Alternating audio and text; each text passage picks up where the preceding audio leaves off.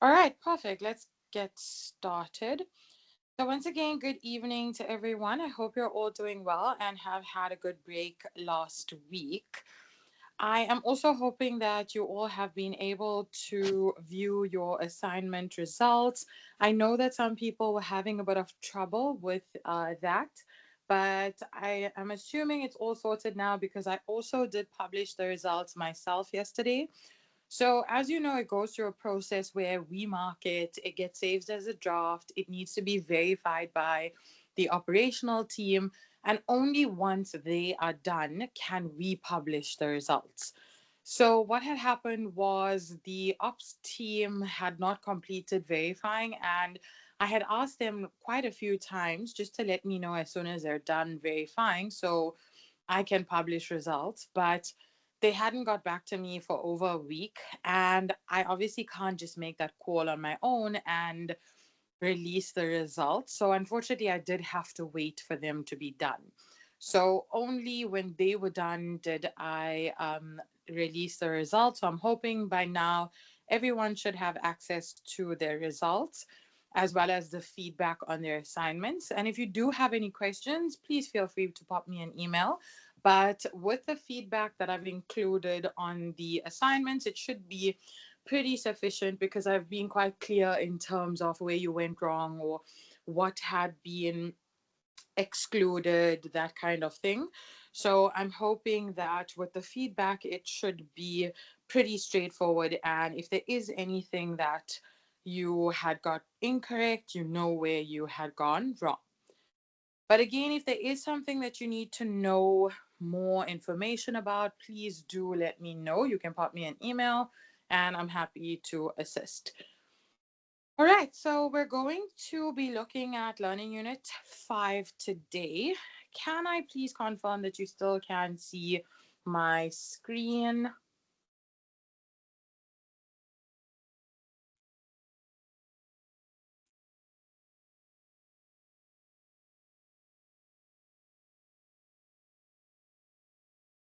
You can't see any screen. Okay, let me do that again.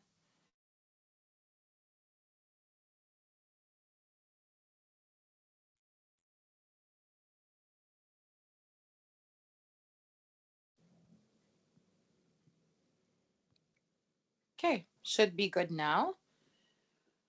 Perfect. All right. So I'm hoping that you also have had a chance to go through the videos that I have uploaded last week on Learning Unit 5. It's fine if you haven't got to all of them as yet, but hopefully you would have got through enough for you to get a basic idea, general idea of what Learning Unit 5 is about. So, this is also one of the compulsory sections in your assignment 2. So please make note of that. And I'm also just going to write it up on the screen that this is compulsory in assignment 2.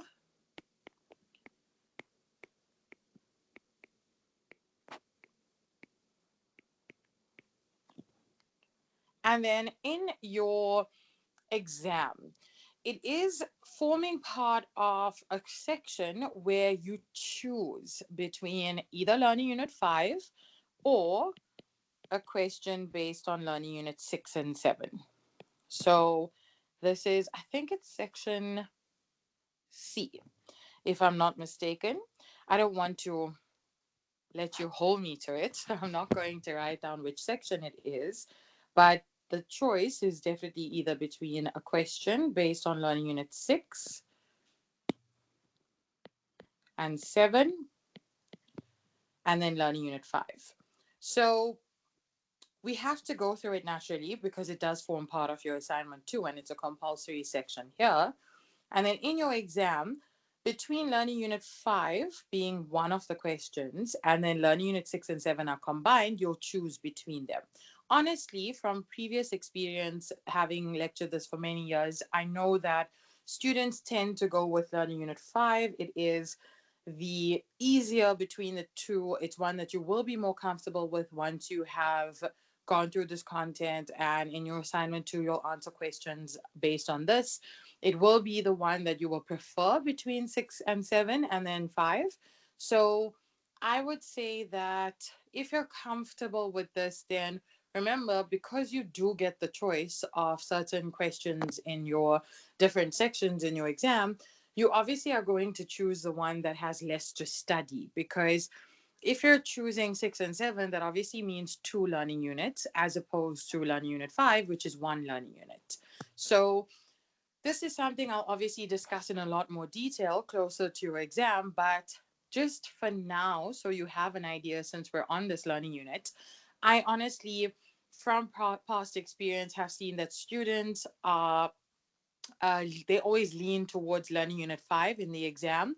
Also, because it gets covered in your assignment, you already know that content, or you're already familiar and comfortable enough with it, and you have covered it in your assignment. So, naturally, if you're going with 6 and 7, you're studying that from scratch, and then you haven't done that in either of the assignments. So, it really is quite new information.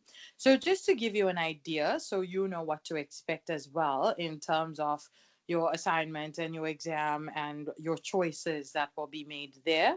But again, this is compulsory in assignment two. So, we have to obviously go through it and give you an idea of the questions that can be asked. But also in the exam, it is an option. But again, because it's done in assignment two already, it obviously is quite familiar to you, and that's generally the option that students choose. All right, so learning unit 5 is a section called basic probabilities. So, what we look at here in basic probabilities is the more statistical side to things, meaning that up until this point, learning units 1, 2, 3, and 4 were more on the mathematical side of things.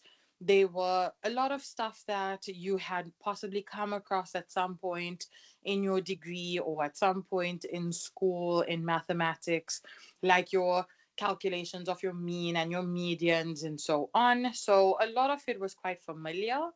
But then from here on in, learn units 5 through to 9 are all purely statistical based. So they're really the proper quantitative techniques module where we look at a whole lot of probability calculations. This learning unit is just setting the foundation for what will come. It is just the basics. It introduces you to the idea of what a probability is. It gives you an indication of the basic probability calculations that you could be asked. Honestly isn't a bad learning unit. It is volume, meaning it is a bit of a long learning unit. You'll see in the slides as well. The slides for this learning unit, I think, are, if I'm not mistaken, I think it's about 85 slides, which is quite a lot. But honestly, the only reason it's quite a lot is because I like to include examples in my slides. I like to make it easy for you to look at a concept, get the theory behind it, understand what it is, and then apply it with an example. So, the only reason it ended up being such a long learning unit in terms of the slides is just because I've incorporated many examples for each different calculation just so that you can get a feel for what the different types of events and probabilities are. But the content itself of the learning unit is quite straightforward. It's really quite an enjoyable learning unit once you have got comfortable enough with the content. And it's quite repetitive in the sense that the way in which they test it is very similar all of the time. It is a couple of main calculations where it's just rotated all the time. So you'll see that if you have had a look at the videos that I've uploaded, there were 4 videos that I uploaded where it covered each of the main concepts of the learning unit.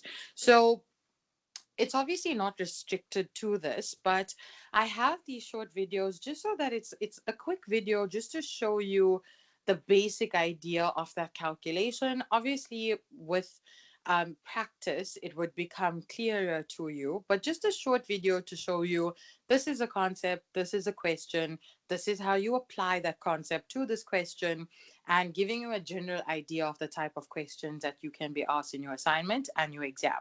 So The same type of questions that you saw in those videos are the same type of questions, more or less, that you'll see here on this worksheet. And I also will upload another worksheet for you to go through as well, just additional examples for you to practice. Again, practice makes perfect with the numeracy module. So you'll see that the general idea stays the same in terms of the questions. It's always a two-way contingency table, which you see up on the screen, which I'll explain in a second. So it's always a two-way contingency table with questions based on that, or it's a question based on your counting rules, or a question based on your conditional rules and independent rules and mutually exclusive and non-mutually exclusive and so on. And then it's also always questions like your probability trees being drawn up, that kind of thing. So same questions over and over again, but obviously rotated. Sometimes you might not get the probability tree, sometimes you might get it, sometimes you might not get the non mutually exclusive and independent question, and then sometimes you might get it. So it really is just a rotation of the same type of questions over and over again. Between those videos and this worksheet, it would have covered pretty much everything that you can be asked in terms of your basic probabilities. And then obviously, as I said, I will upload another revision worksheet so that you can practice those on your own as well. But all in all, it's quite an enjoyable learning unit. So this learning unit, as I said, is just an introduction. It sets the foundation for what will come in the next couple of learning units. It is literally just looking at the basics in terms of the different types of probabilities that exist, the different types of events when it comes to probabilities. We look at drawing up a probability tree, which is literally a graphical illustration of probabilities. And these are all commonly asked questions. And again, as I always do, I like to make these worksheets based on, or put together these worksheets based on questions from past papers. So all of the questions here and on every worksheet we work through are all from a past paper. So they are an excellent indicator of what you can expect in your assessments and in your assignment as well as your exam. So the table that you see in the question at the top, the very first question, is called a contingency table. It's also called a two-way contingency table. And this is a table that is looking at different information based on, and we saw something similar to this in Learning Unit 3 in the second half of the Learning Unit. It's basically where we're looking at information about two variables at a time. So far, in most of the learning units from Learning Unit 1 to 4, we saw information about one variable at a time. So, for example, maybe we saw the number of cold drink cans sold on a hot day. So it was just one variable. It was the number of cold drink cans sold on a hot day.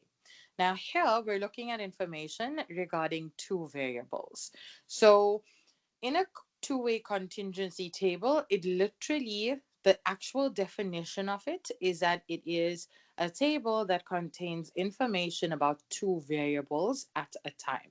So here you'll see, and they also said that to you in the information at the top, that the following contingency table gives the results of a survey of South African male and female respondents. That's the first variable, the gender. So here it is here, the gender, the number of males and the number of females. And then it says with regard to their preferred brand of notebook. So this is your second variable, the preferred brand, which is here at the top. And it's either HP, Lenovo, or Dell.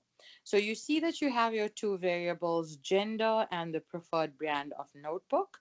And always in the bottom right hand corner, the last number that you see is always your sample size, meaning it is the letter N that we referred to previously in the previous two learning units. We always refer to as N being your sample size. This is always the number in the corner, the right hand corner at the bottom of your entire two-way contingency table. So this sample size is 400, meaning that 400 people were interviewed altogether or surveyed altogether. And of the 400, and I'm actually going to point it out while we're here, while we're on this information, while we're looking at this table, we always have something called a joint frequency and a marginal frequency. You'll see that these are in the slides, the actual formal definition of them with examples and just a bit more information than I'm giving you. But just so that you understand while we're looking at the table, we have something called a marginal frequency, and then we have something called a joint frequency. So the marginal frequency, literal to the word marginal, in the margins of the table, which is this last column here and this last row at the bottom, this is the margin, and these are explaining one variable at a time. Meaning, if you had to look at, and I'm just going to remove those blocks so we can read that clearly. If we look at this number, for example, 245, what that's saying to us is that 245 out of the total of 400 people are females. Basically, just go back to where it came from in line with it. So 245 out of the 400 people are females. So it's telling us one thing about your information, and that's exactly what a marginal frequency is. A marginal frequency explains one variable at a time. So I'm going to write that here, but it's again also in your slides. So it explains one variable at a time. And then you have, so for example, let's just look at another one. Let's just say the 140 here. So 140 is saying to you that 140 out of 400 are, go to where the information came from, and it's Lenovo. So 140 out of 400 are preferring Lenovo. So this is explaining one thing at a time, as we said, where we're saying that this is in the marginal, this is in the margin, so it's called a marginal frequency, and it's telling you one thing at a time. Like 150 here is saying that 150 out of the 400 people prefer HP. This 110 is saying that 110 out of the 400 people prefer Dell, and then the 155 here is saying 155 out of the 400 people are males. So it's saying one thing at a time. Then the next one is called a joint frequency. So a joint frequency is now the opposite. It's explaining two things at a time. So it explains two variables at a time. Now, the joint frequency is everything in the center except these margins. So basically, all this, all of this is your joint frequencies. So why is it called a joint frequency? As we said, it's called a joint frequency because it's explaining to you two variables at a time. Oh, sorry.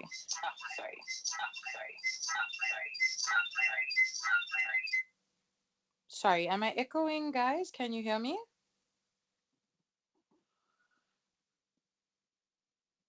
Yeah, it's fine now. Okay, perfect. Sorry, I have no idea what went wrong there.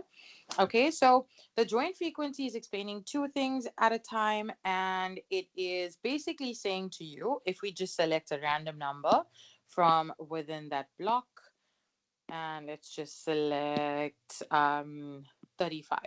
So if we select 35, this is saying two things to us. That 35 out of the 400 are males who prefer HP. So the numbers within the table are called joint frequencies because it's explaining two things. It's telling you the gender as well as the preferred band. So, for example, 60 here is saying that 60 out of the 400 people are females who prefer Dell. Okay, so this is how you read the information of the table. And then there are different rules, many different rules that could be applicable when it comes to your probabilities. You'll see all of them listed out for you in your slides. They are things like your mutually exclusive, your non mutually exclusive, your dependent, your independent, your conditional probabilities, your union of events, your intersection of events, and so on. So, obviously, I'm not going to take you through the theory of all of them, which is why we're looking at the examples and the typical type of questions that you'll come across. So, let's have a look at the first question. Now that we know how to read off the table, let's look at how do we answer these questions. So, the first question says to you, what is the probability of randomly selecting a female respondent from the sample? Now, if you look at that question, and I'm going to read it again, what is the probability of selecting a female respondent from the sample? They're only asking you one thing: female. They're not saying a female who prefers Dell or a female who prefers Lenovo or anything of the sort. They're just saying to you female. Now, because it's one variable, remember we said that when they ask you or when you have something that refers to one variable at a time, it's called a marginal frequencies, meaning you're looking at literally the margins of the table, meaning either this total column or this total row at the bottom. So we need to go to where we see female, which is here, the first of the rows that has information, and all you're going to do is go to its margin, meaning its total at the end, which in this case is 245. So your answer would be, and this is how you write it out, the probability of selecting a female. You actually don't even need to write this for most of them, but just because one or two of them actually require it, I would say stick to the safer route and just include that. So it would be the probability of selecting a female is equal to 245 out of the 400. So remember, the 245 over 400 is a fraction, and you do need to pay attention to whether the question was asking you to leave your answer as a fraction or a decimal. Now, this is something that is so important, which some of you might have seen in your assignment one, where the question is, and remember, this is something that's generally always on the cover page of your assignments. They will say to you, leave your answer as a two decimal place unless otherwise stated. Now, generally, these probability questions, they will specify for you whether they want you to leave these as a normal decimal, whether they want you to convert it to a percentage. If it's a percentage, they'll tell you whether it's a two decimal place percentage or should you round it off to a whole number. So you really need to pay attention to what they are asking you for. You'll see that some of you have lost marks because of the incorrect rounding, or because you were asked to make it a percentage and you didn't, or you were not required to make it a percentage and you did make it a percentage, that kind of thing. So please follow the rules very carefully. Like this question in particular, I didn't include it here. It actually was supposed to be included here, but it got cut off when I saw the question. But they had said to you here to leave your answers as percentages to two decimals.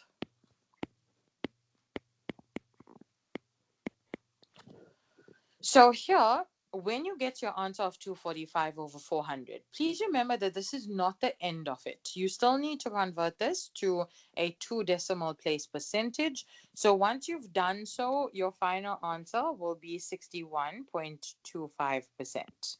Now, unfortunately, because these are, and for now, you might get away with it. For assignment two, you might get away with it because I probably will only subtract a mark for the entire question instead of subtracting a mark per question.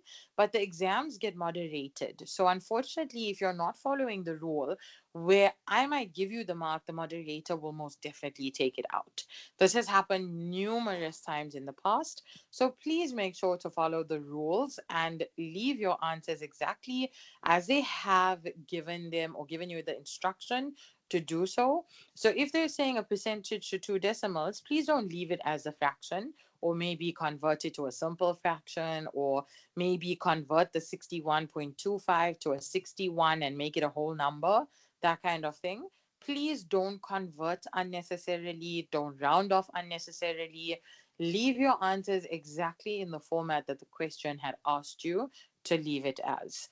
Also, some questions might differ. One question might say round it off to a whole number, the next question might say round it off to two decimals, that kind of thing.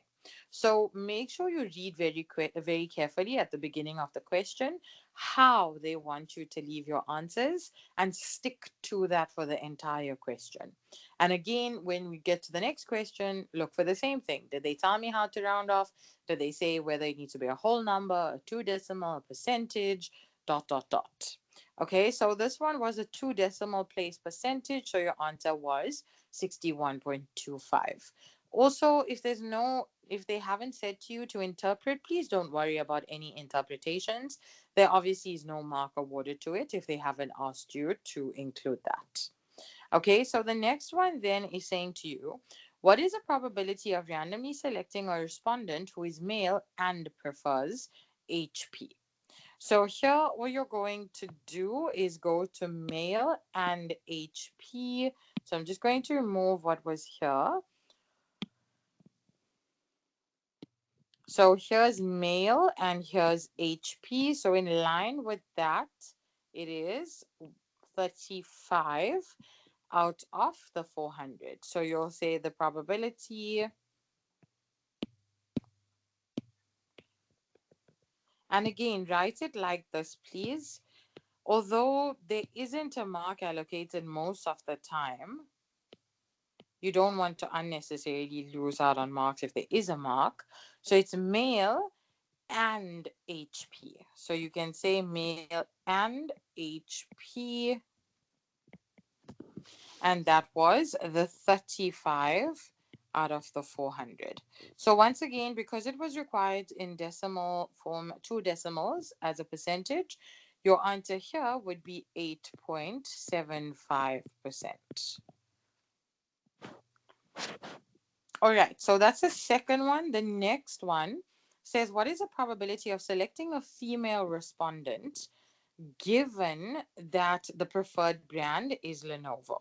Now, the moment you see the word given in a calculation, immediately that says to you, firstly, it's called a conditional probability. It's also called a dependent rule or probability. So I'm just going to write that at the side here. Oh, sorry, wrong one.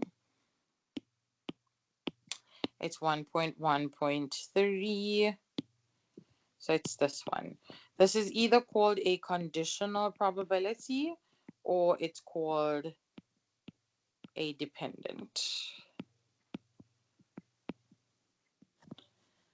Okay, so here, when you see the word given, immediately the word given says to you that it's a conditional probability or dependent rule. And this says to you that your sample size is now no longer n. Like here, for both the previous two calculations, your denominator was n. So it was 400, which is the n value that you saw here. Now, when you see the word given, automatically this says to you that your sample size is no longer going to be n. Your denominator is no longer going to be n. The n value for your denominator is now going to be whatever they say to you was given. So let's clear all of this and let's write down what your answer would be here. So here they said to you female, given that they prefer Lenovo. So your denominator would be, and you're going to say probability of female. The word given is denoted by a straight line. It looks like a forward slash, except for it's not a slanting line, it's a straight line. So it's female given Lenovo. So here, the given part, which they said to you, given that they prefer Lenovo, that becomes the denominator. So the denominator here is the number of people that prefer Lenovo, which in total is 140 people. So that becomes your denominator. Then your numerator is female and Lenovo. Sorry, just want to remove that. So it's female and Lenovo. So now you're going to go to the table and you're going to go to in line with female and Lenovo, in line with those, it is 70. So 70 becomes your numerator where it's both of the variables, female and Lenovo. So 70 over 140, and this is a two decimal place. You actually don't need to make it two decimals because in this case, it is a whole number. So it is 50%, which is the probability that you select a female given that the person prefers Lenovo. All right, so that is question 1.1.3. Then 1.1.4 says, what is the probability of selecting a respondent who is female or who prefers HP? So here it is basically saying to you that it is one or the other or both of them. So here, when it says the word or, and you know that they can occur together, meaning you could select a person who is a female and that person could prefer HP, meaning both those things can happen at the same time. When they can happen at the same time, it's called a non mutually exclusive event. So you'll see this in the slides as well. It's a non mutually exclusive event. And how the non mutually exclusive event works, there's a specific formula for it. I'm just going to do that at the bottom here since I don't have space. The first thing they said is a probability of a person who is female. So you're going to say the probability of female, and they said or. The symbol for or is a letter that looks like a capital letter U. So it just doesn't have that like a line next to it. So it won't have that line. So it's just the U. So it's female or HP. Now the formula for this will say the probability of the first thing, which is female, plus the probability of the second thing, which is the probability that a person prefers female. And then you subtract the probability of both female and HP. So you'll say probability of female and HP. Okay, so here now, to calculate this, you're going to go to the table once again. You're going to look for female, and it's a total number of people that are female. So here's female all the way to the end here. It's 245 out of the 400. Then you're adding on the number of people that prefer HP. So here again in the table, here is HP. Again, the total is 150 out of 400. And then you subtract female and HP. So here you'll go to female and HP in line with them. It's 115. So it's minus 115 out of the 400. So here, if you look at these, you can either do it exactly as I showed you here, or because they have the same denominator, you could also just take the numerators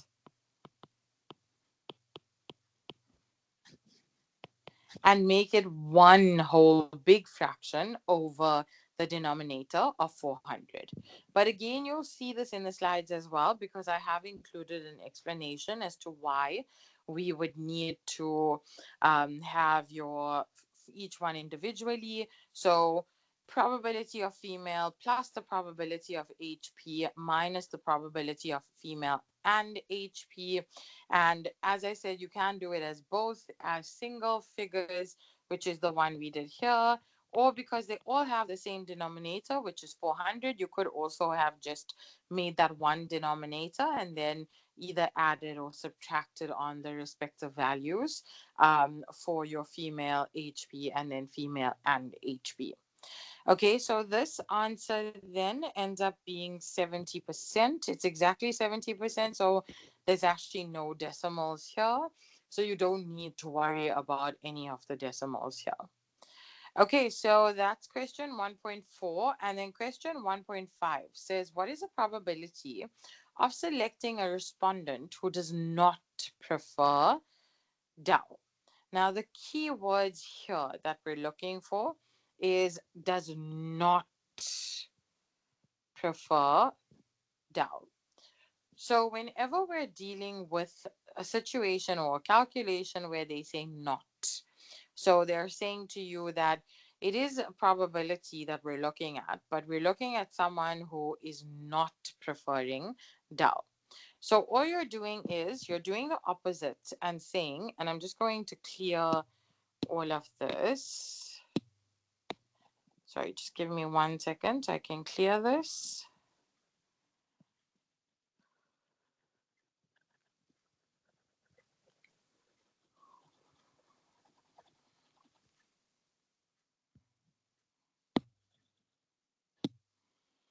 Okay, so what is the probability of selecting a respondent who does not who does not prefer DAL? All you're going to do is you're going to, this is a general formula, okay? So you're going to say the probability of not preferring DAL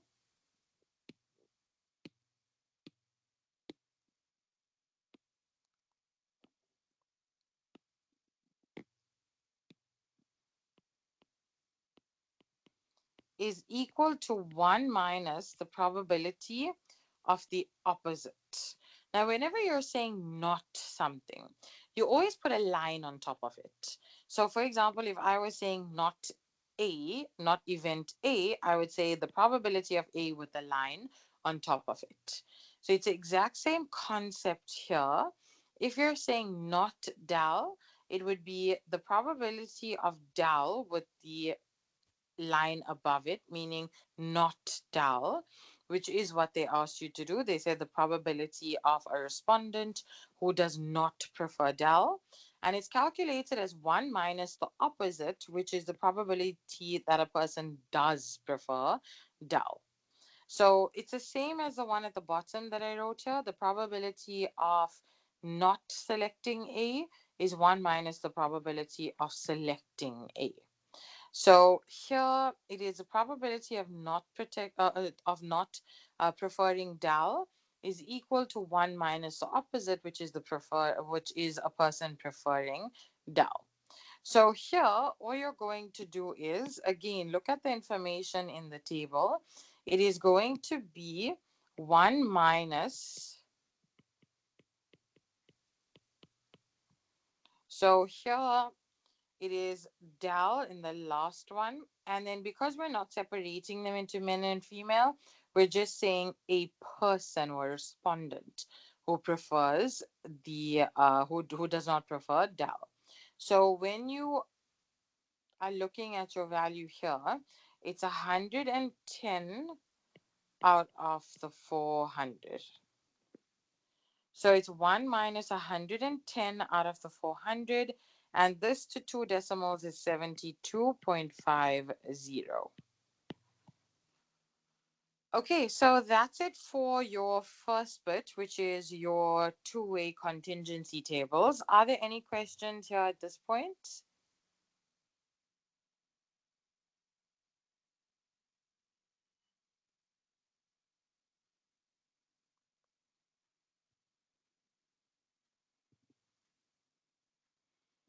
Okay, so let's look at the next question then. So this says to you in question 1.2, a recent survey found that the probability that a student at a particular institution, educational institution, was born in South Africa is 0.9. So what I'm going to do is I'm going to list out the information as we go along, just so that we know this is where the information came from. So the probability that the person was born in South Africa is 0.90. Then it says that the same survey found that the probability that a student at the institution is male and was born in South Africa, so the probability of male and South African, this symbol, which is like an upside down U, this means and. So the probability that a person is male and that they were born in South Africa is 0.35. Let me write that here. Okay, then it says, given the information, what is the probability that a student at the institution is male, given that the student was born in South Africa? So here we are looking at, if you look at the word given here, this is indicating to you that this is a conditional probability. So now we need to write down the formula for conditional probability. Remember, we said that this is written as the probability of, they said to you that it was a male first. So it was male and,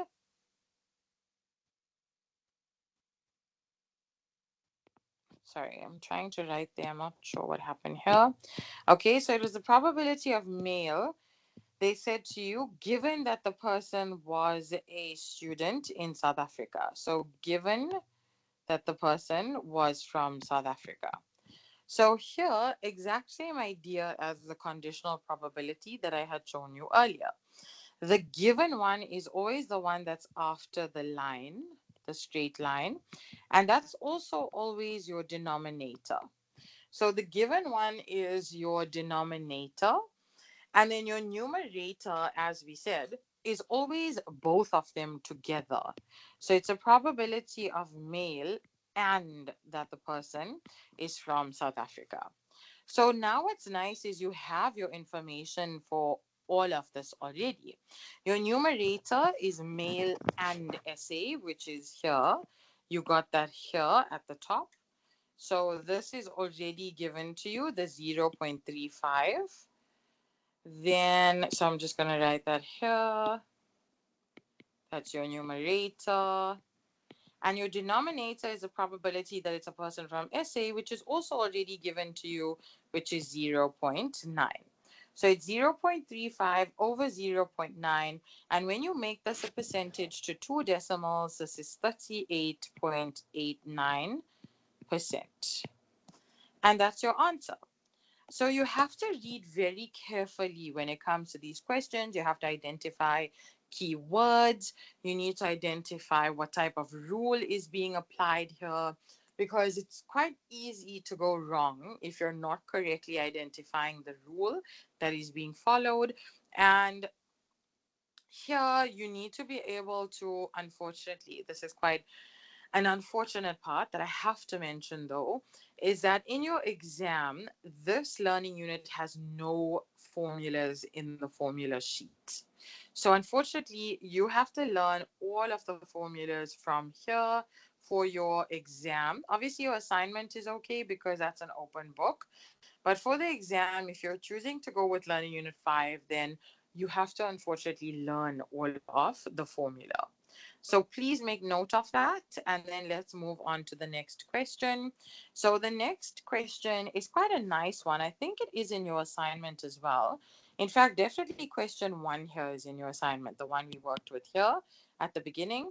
But question one on this page, I'm not sure whether it is in the assignment, but it most likely will be. It's a very, very commonly asked question in your assignment. In your assignment, you can draw this up freehand, but I obviously will speak about this more when I record the NSS session. But for now, just let's look at how to draw it up so that when you do start working with your second assignment, you know how to draw this up. So the question says to you that a bag contains 10 green and 5 blue marbles.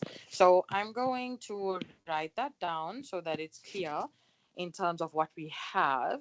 So it's 10 green. Sorry, let me just write that again.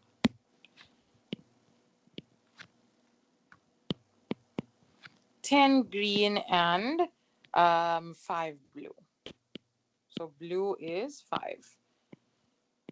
So before we even move on and start delving further into this, what I'm going to do, sorry, I think because I'm writing over the line here.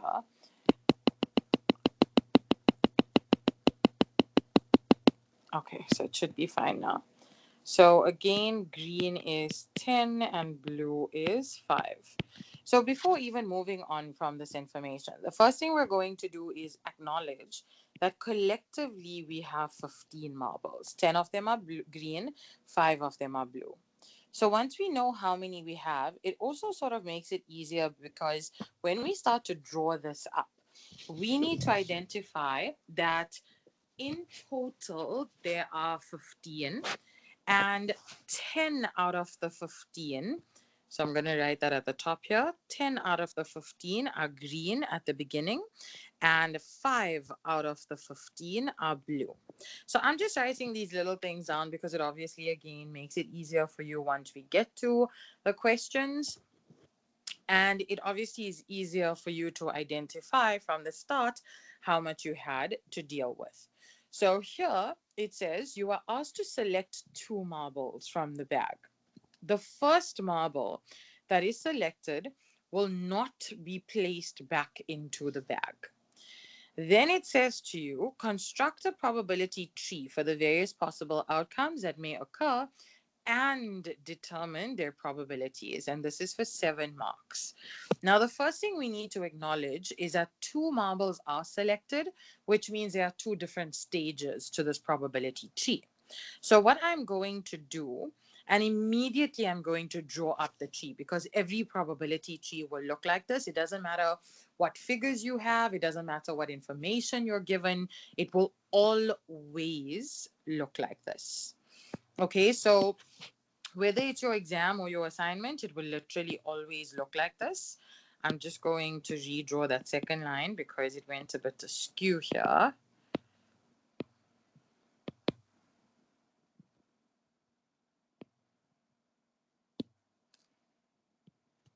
Okay, so it will literally always look like this. You don't ever have to worry about drawing it up in a different way other than the one you see on the screen. Okay, so always in this way. The first one, and you actually don't need to write this. I'm just writing it out because I'm teaching it to you at the moment, but you don't need to write this. The first marble is going to be this first part here, where we drew those first 2 lines. So I'm just going to remove the arrow. And then the second marble is going to be shown here. So this is because there were two marbles that were selected, and they said to you the first one will not be placed back into the bag. So the first marble will be the first set of your lines, and the second marble will be the second set of lines. Sorry, I don't know why it's skipping and it is removing the information, but I'm just going to draw that again and hopefully it will not move.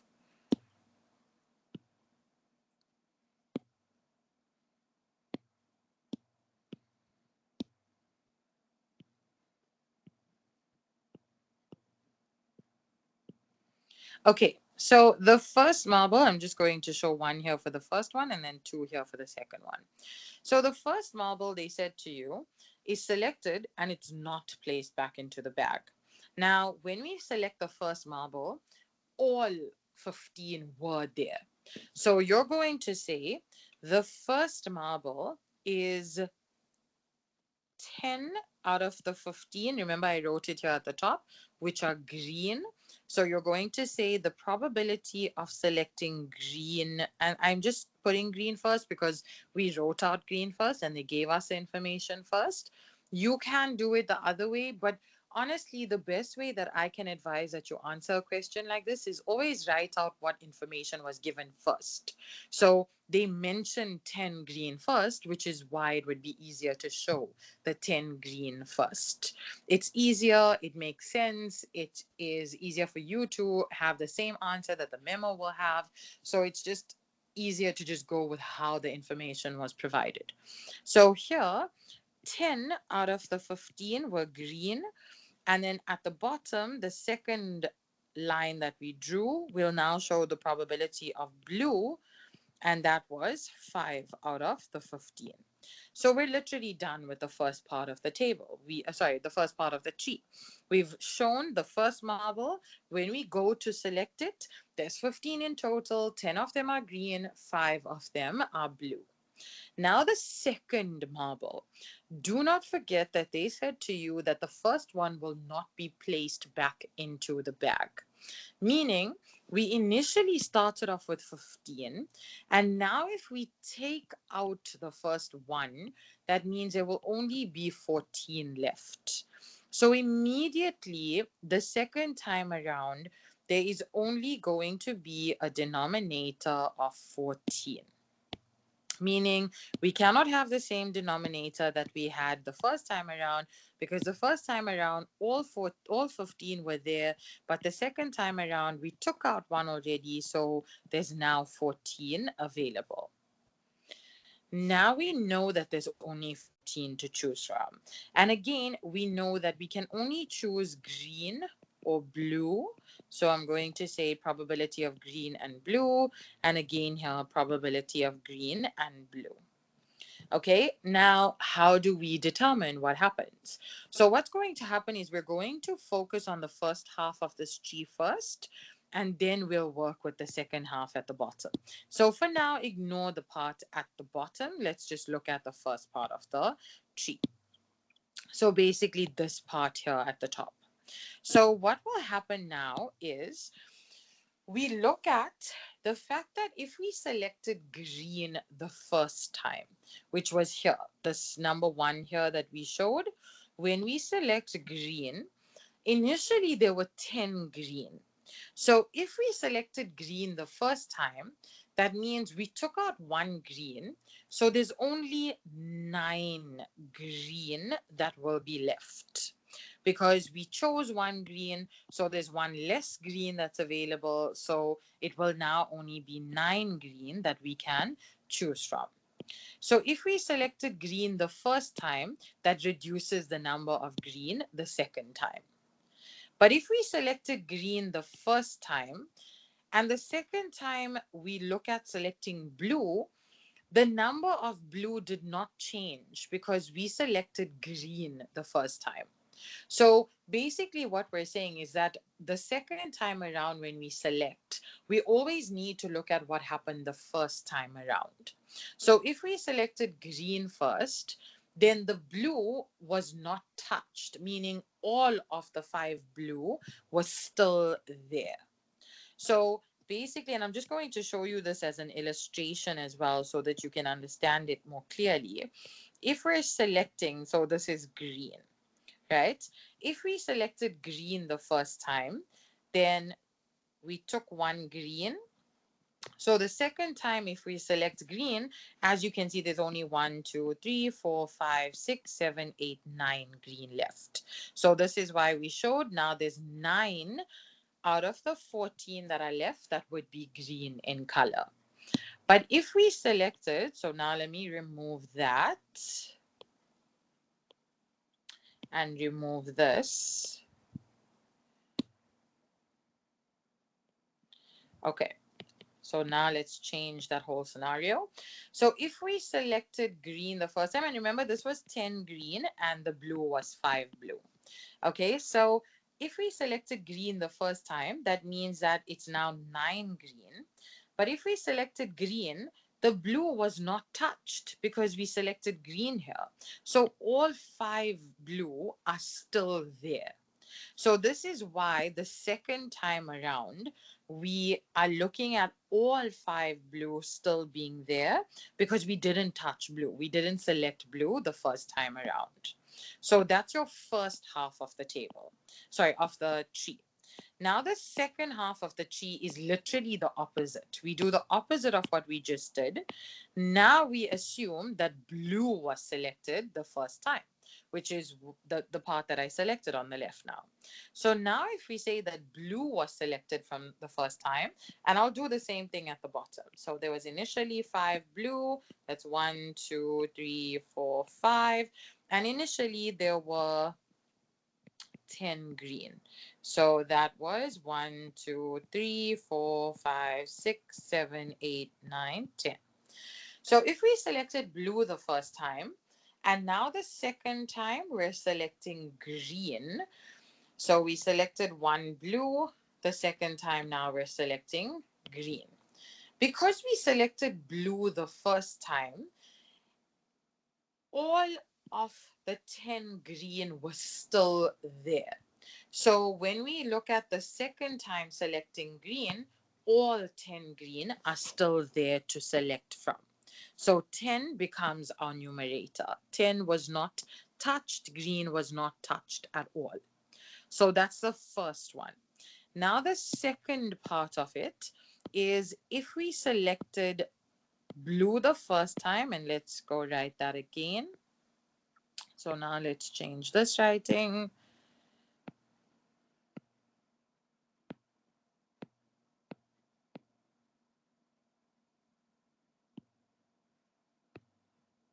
Okay, so if we selected blue the first time, and now we're looking at the chance of selecting blue again.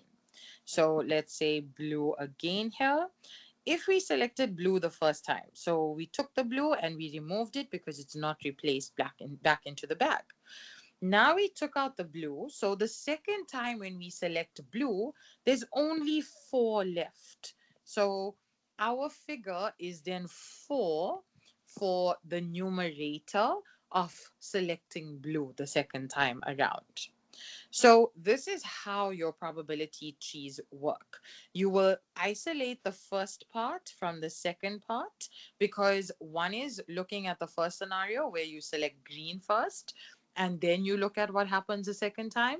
And in the second half of the table or the diagram, the tree is looking at where you selected blue the first time and this is the outcome the second time around. So again, just quickly to reiterate what I was saying to you here, always look at initially how many there were and what happened the first time around. So remember, the first time around is the part that I wrote right at the top where we said that at the very beginning they told us there was 10 green, there was 5 blue. So together there was 15 to choose from. So 10 out of the 15 were green, 5 out of the 15 were blue. So that's the first marble. Then the second marble, because you selected the first one and they said to you that it's not going to be placed back into the bag, you now know that there's only 14 to choose from. So your denominators the second time around all were 14.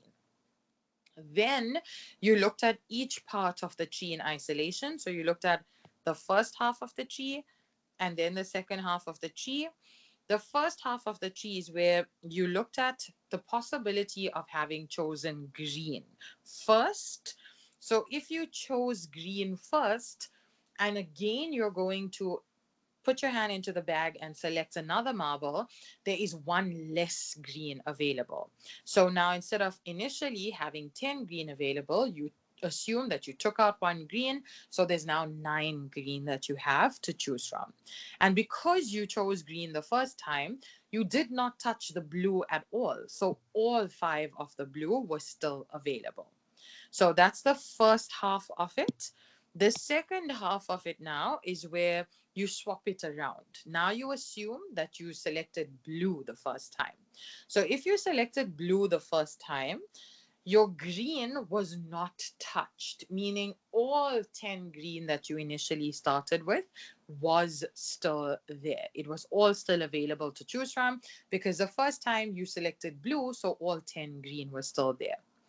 Then the second part is if you selected blue the first time, there was one less blue available. So from 5 blue, you now had 4 blue. So to choose blue the second time, it's only going to be 4 available to choose from.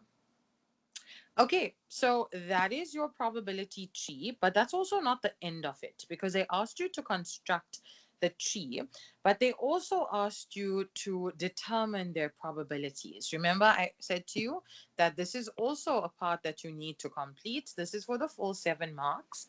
So here, to determine their probabilities, whenever you are working with probability trees, it is always the independent rule.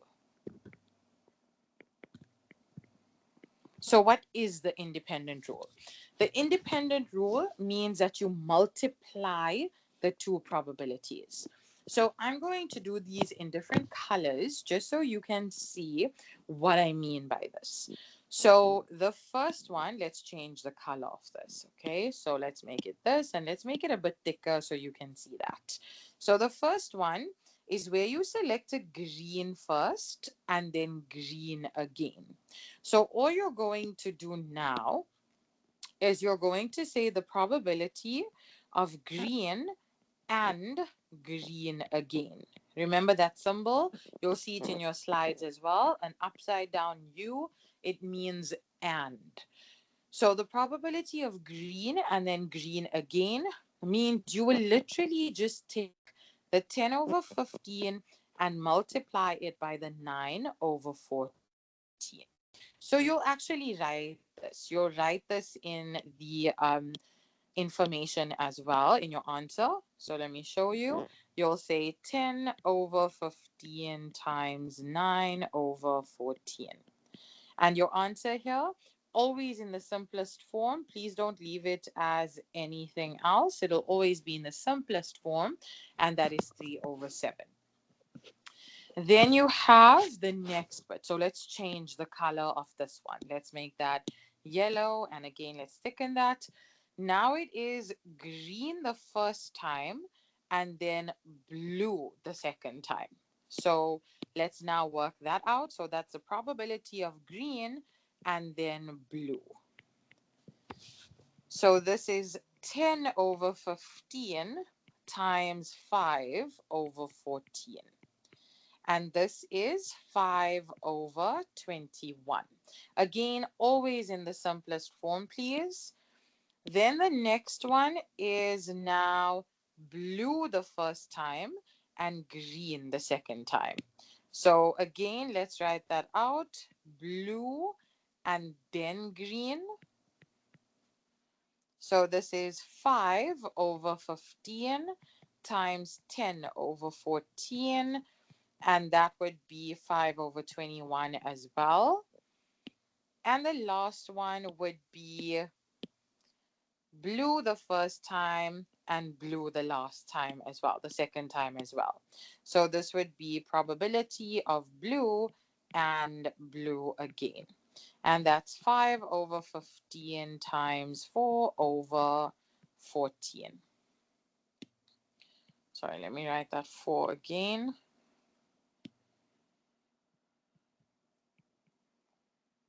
and that is 2 over 21.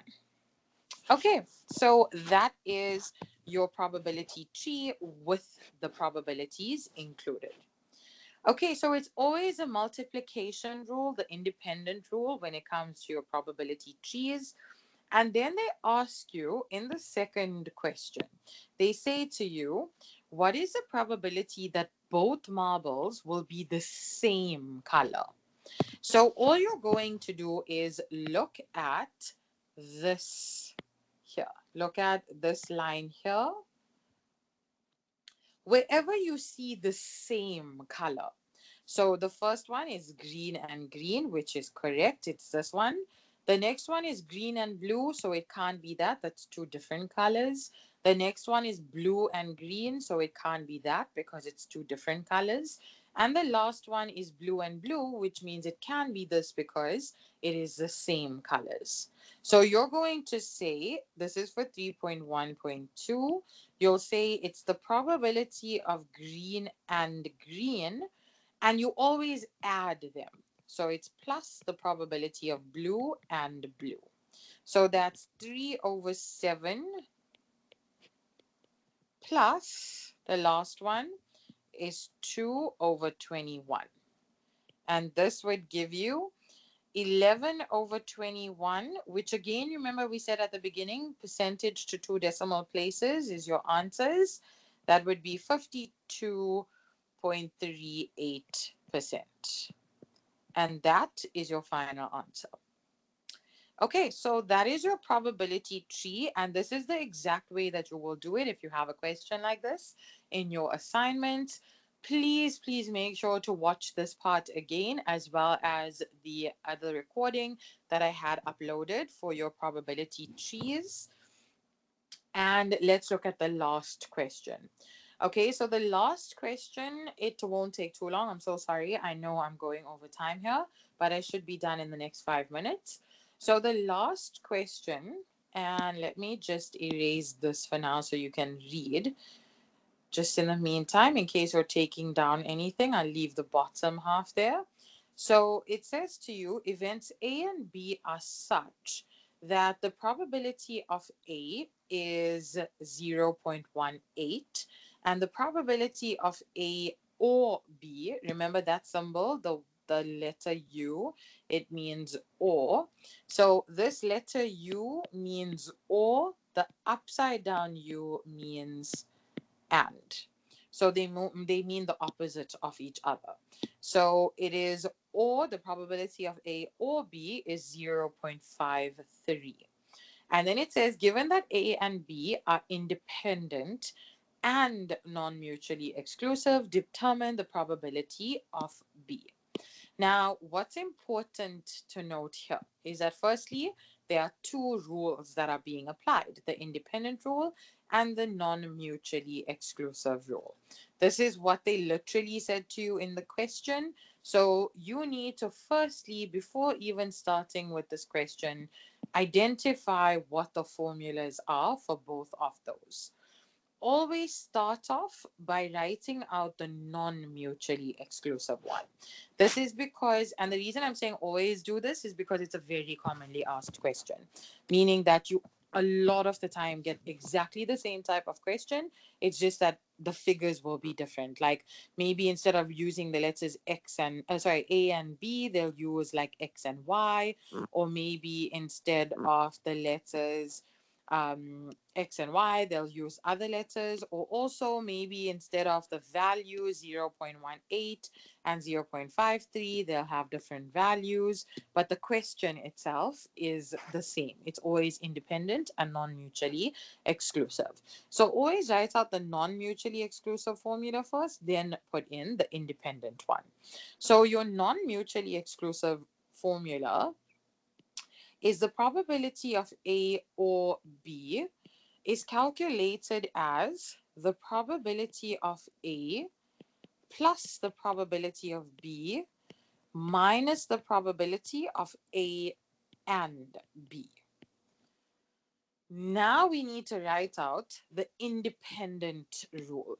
So I'm going to just write it out at the top here because we don't need the whole thing. You'll see why in a second. The independent rule says that the probability of A and B is calculated as the probability of A times the probability of B. Now, once we know what those two are, we're going to look at what we can change in this non mutually exclusive one that looks the same at the top, looks the same as the independent rule. Now, if you look at this last part here, the probability of A and B, it's the same as the first part of the independent rule. So what we're going to do is we're going to take this out from here and we're going to replace it with what it actually represents from the independent rule. So we're going to now, I'm not actually going to remove it because there generally is a mark allocated to the second part. Okay, so I'm going to leave it here for now because obviously when you're studying and you're watching this video again, you need to see how it got replaced. But I'll show you where the mark comes in, where you need to show the formula. So this part here now all stays the same. But now this part, we're going to replace this, as we said, with this that it actually represents from the independent rule. So I'm going to put it into brackets because it will be easier to work with. So instead of A and B, we're going to replace it with the probability of A times the probability of B. Now, this is where you will get a mark. So for that formula, you will be allocated a mark. Now we can even open up the brackets and then continue working with it. So here it will be the probability of A or B exactly the same is equal to, sorry, just got a bit blur there. So the probability of A or B is equal to probability of A, oh gosh, not sure what's going on there. It's equal to the probability of A plus the probability of B. Now just open up your bracket. So it's minus the probability of A times the probability of B. Just literally take out the bracket. Okay, so now we can start substituting for what we do have and work towards what we don't have. So, what do we have? From the information they gave to us, we know that the probability of A was given. It was 0.18. And we also know that the probability of A or B was given, and this was 0.53. So let's look at that. Here is the probability of A or B. 0.53. This is this in the formula, the first part. So let's substitute that. 0.53 is equal to, we know the probability of A is 0.18, so it's 0.18. We're replacing that with the probability of A. Plus, we don't know what the probability of B is. This is what we're calculating. This is what they asked us to determine. And then it's minus the probability of A again, which is 0.18, times the probability of B. Now, I'm not going to put in the times sign because we don't need to put in the multiplication sign. It's a given when it's multiplication that there's no sign between the variables, or when there's no sign between the variables, it's a given that it's multiplication. So now we can work with your normal mathematical rules. Now that we substituted and we know what each thing stands for that we do have, we can work towards what we don't have, which is the probability of B. And that's what they're asking us to calculate. So what we're going to do is move all of the numbers onto one side and then keep the variables on the other side. So the numbers are the 0.53 and the 0.18. So let's take the 0.18 to the other side. It was addition, it will become subtraction. Then on the right hand side, now you got rid of this. So all you have is this probability of B, and then it's minus this part, which is 0.18 probability of B. So now on the left hand side, this would be 0.35. On the right hand side, This is common, so you can immediately put that down. That is staying the same. And in front of this is always an invisible one. If there's no number in front of it, it's a given that it's an invisible one. So this would be 1 minus 0.18. So 1 minus 0.18 is 0.82, and then you have the PB, the probability of B. And now it's simple. You just need to get rid of the 0.82, so you'll take it over to the other side. So it was multiplication. Remember, there's no sign between them, so it's multiplication. So when you take it over to the other side, it becomes the opposite, which is division. So it's 0.35 divided by your 0.82, and that is 0.4268 as 4 decimals. Sorry, let me write down PB here first. So you'll say you're left with PB, the probability of PB, and then it's 0.4268. But again, we want your answers as a 2 decimal place percentage. So that's 42.68%, which is your probability of B. And then you can just put the PB on this side because this is generally how we normally write it. So the probability of B is 42.68%. Okay, so that is how you calculate this question. As you can see, it's for 5 marks, which is quite a bit of work that needed to be done for that 5 marks. Honestly, I would allocate about 7 marks to this because it obviously is quite a bit that went into the calculation. But unfortunately, most of the time it is a 5 mark question because the mark allocation actually only starts from this point, as I said. So there's a mark allocated to that. Then there's a mark allocated to this part. There's a mark allocated here. There's a mark allocated here. And then there's a mark allocated to the final answer. Okay, any questions from your side?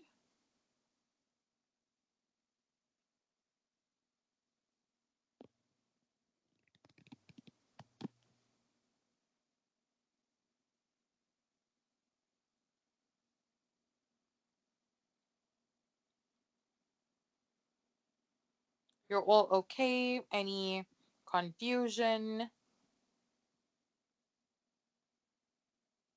Naturally, if you haven't had a listen to the recording, then it will be the other recording, sorry, it will be a bit much.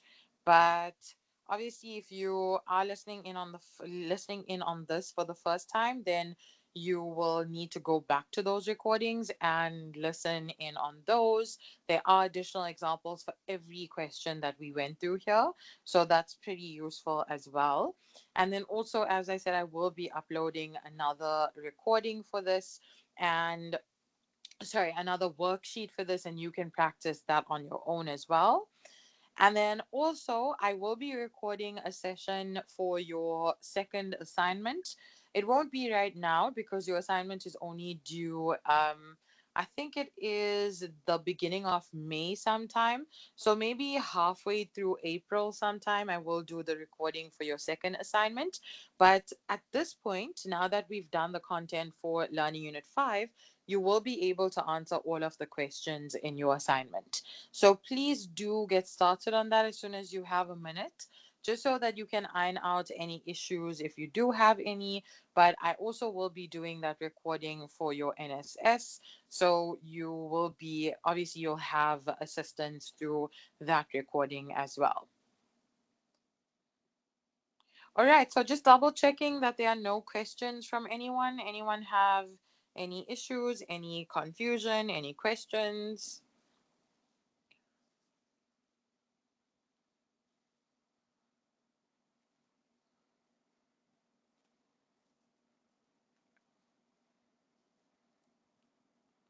Okay, so that is it for today then. Thank you, everyone. Enjoy the rest of your evening, and I will chat to you again next week.